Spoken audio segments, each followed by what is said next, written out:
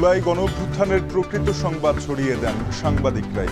খবর সংগ্রহে গিয়ে প্রাণ হারান ৬ সংবাদকর্মী।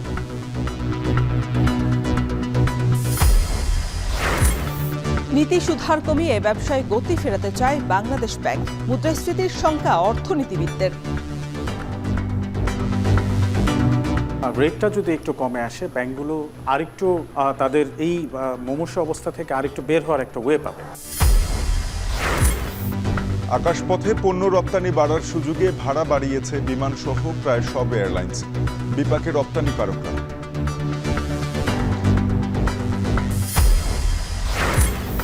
৫ বছরে চালের মূল্য বেড়েছে প্রায় ৫৬%। উৎপাদন খরচ বৃদ্ধি আর অতি মুনাফার মানসিকতাই কারণ।